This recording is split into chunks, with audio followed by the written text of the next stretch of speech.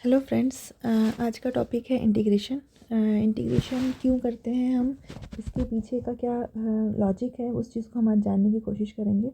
तो इंटीग्रेशन जो टॉपिक है, इस इंटीग्रेशन जो वर्ड है, इसका मतलब ही होता है कि हम चीज़ों को ऐड करना चाह रहे हैं, राइट। ऐड करना चाह रहे हैं। तो अब मैथ्स में अगर हम इस चीज़ के मैथ्स के कॉन्सेप्ट में बात कर रहे हैं तो हम क्या कह सकते हैं कि अगर हम किसी एरिया को निकालना चाहें या किसी एक कंटेनर के वॉल्यूम को निकालना चाहें या कोई एक ग्राफ है उसके सेंट्रल पॉइंट को हम निकालना चाहें, तो इन सब अलग अलग सिनेरियोज़ के लिए हम इंटीग्रेशन को हम यूज़ कर सकते हैं। ये ठीक है, करते हैं इनफैक्ट, ठीक है। इनके अलावा और भी बहुत सारे जगह हैं जहाँ पे हम इंटीग्रेशन का यूज़ करते हैं। तो सबसे ईजीएस्ट वे अगर हम बात करें, तो अगर हम एक ग्राफ की बात करें, जैसे कि ये एक्स एक्सिस है और ये वाई एक्सिस है, इसमें अगर हमने एक ग्राफ बनाया है इस टाइप से, और ये अगर हम कह रहे हैं कि ये एक फंक्शन एफ एक्स का ग्राफ है, तो हम ये जानना चाहते हैं कि ये जो एरिया है, ये इसके अंदर का जो एरिया है, ठीक है, ये कितना है, राइट। तो अगर हम इसकी पूछें कि इसका एरिया कितना है, ये चीज़ हमें कैलकुलेट करनी है।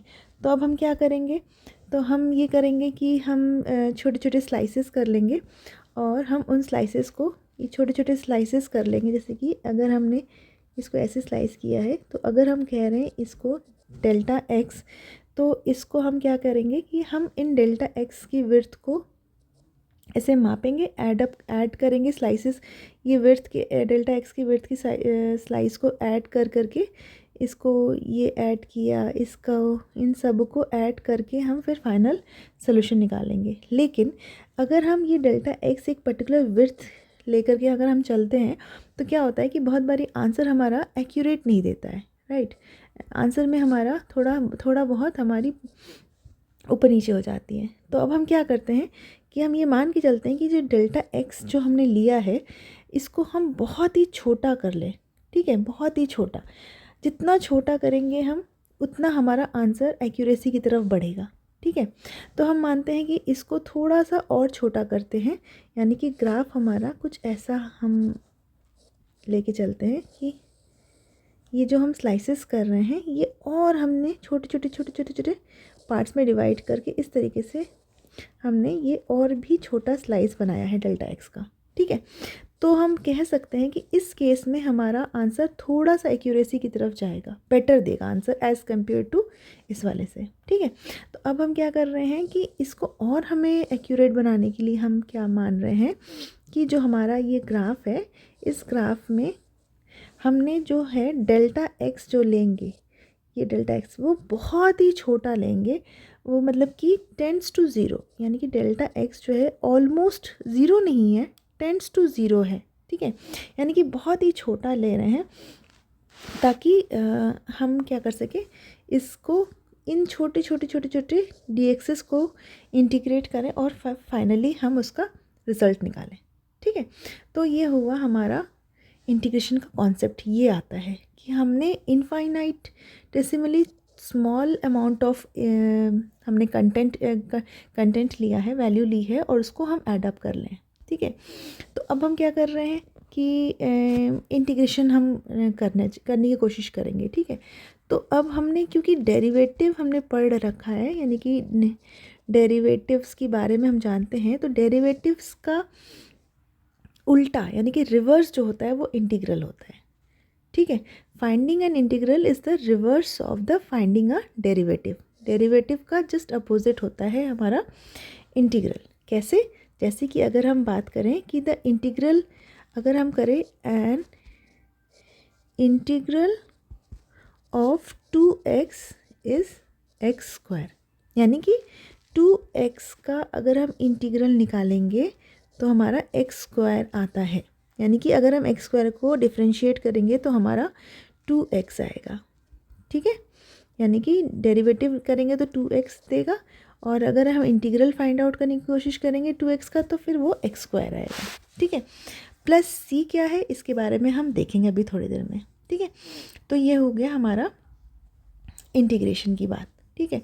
इंटीग्रेशन को हम कैसे रिप्रेजेंट करते हैं, इंटीग्रेशन को हम इस सिंबल से रिप्रेजेंट करते हैं। ये होता है इंटीग्रल का सिंबल, ठीक है। और फिर 2x dx ऐसे लिखते हैं। 2x क्या है? द फंक्शन, ये वही फंक्शन है जिसको कि हम चाहते हैं इंटीग्रेट करना, राइट? इस फंक्शन को हम इंटीग्रेट करना चाहते हैं, और जो स्लाइसेस है वो हमारा dx है अलोंग द x एक्सिस, ठीक है? ये हुआ। अब इसको सोल्यूशन जब निकालेंगे तो हमारा आएगा एक्स स्क्वायर प्लस सी, ठीक है? अब कहते हैं कि प्लस सी जो हम यूज़ कर रहे हैं कि क्यों कर रहे हैं, वाई प्लस सी, इसको हम कहते हैं कांस्टेंट ऑफ इंटीग्रेशन। क्या कहते हैं इसको? इसको हम कहते हैं constant of integration. It is there because all the functions whose derivative is 2x। इसको हमने इसलिए लगाया है क्योंकि सारे फंक्शंस, ठीक है, सारे फंक्शंस जिसके डेरिवेटिव 2x हैं उसका इंटीग्रल x स्क्वायर है। जैसे कि अगर हम बात करें, यहीं पे अगर हम बात करें,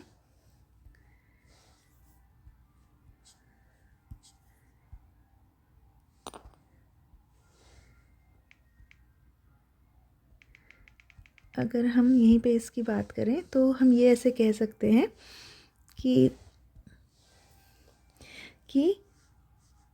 2x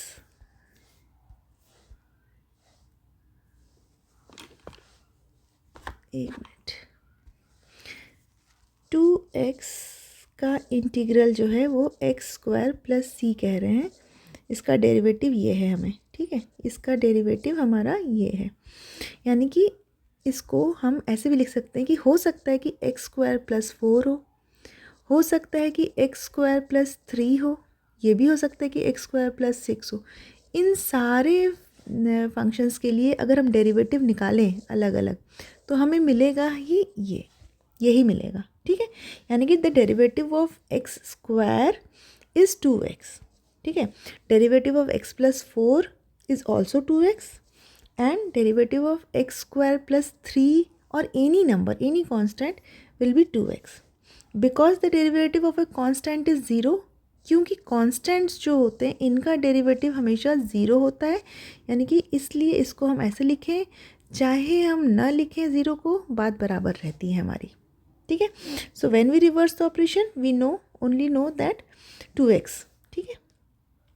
तो इसी कॉन्सेप्ट को हम कहते हैं कि प्लस सी को ऐड करना, ठीक है?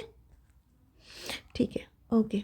अब हम नेक्स्ट करते हैं कि इस चीज़ को हम समझने की कोशिश करते हैं कि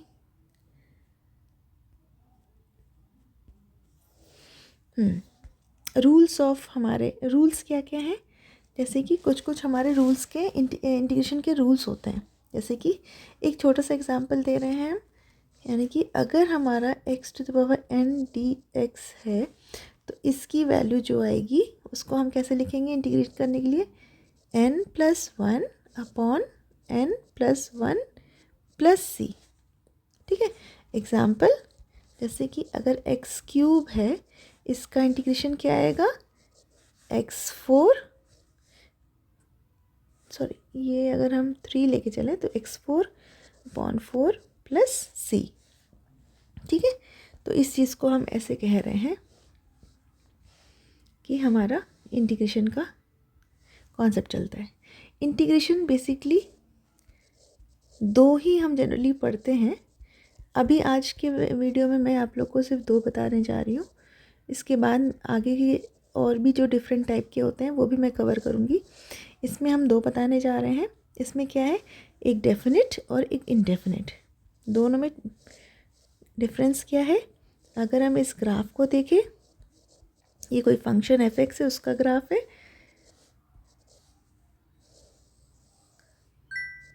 f(x), ठीक है? यानी कि अगर हमें इंटीग्रेशन निकालना है इसका, ठीक है, तो इसमें हम क्या कह रहे हैं, ये एरिया का, इसकी वैल्यू निकालना है, हमें इस एरिया की वैल्यू निकालनी है।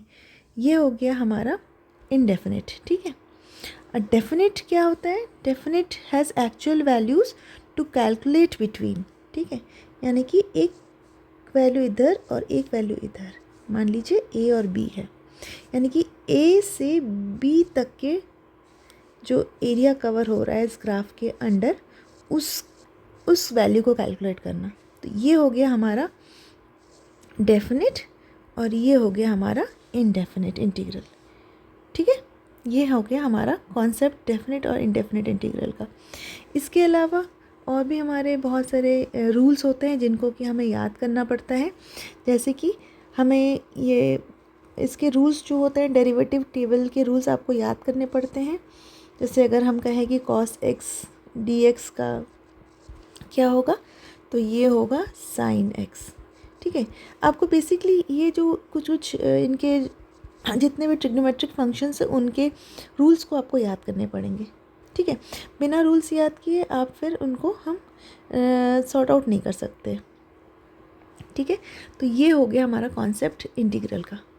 आज की वीडियो में इतना ही। इसके बाद हम दूसरे वीडियो में हम इनके बेसिस पे क्वेश्चन सॉल्व करने की कोशिश करेंगे और फिर हम इनको और इलेबोरेटिव तरीके से देखेंगे।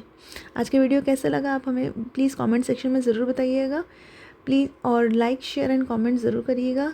Thank you everybody.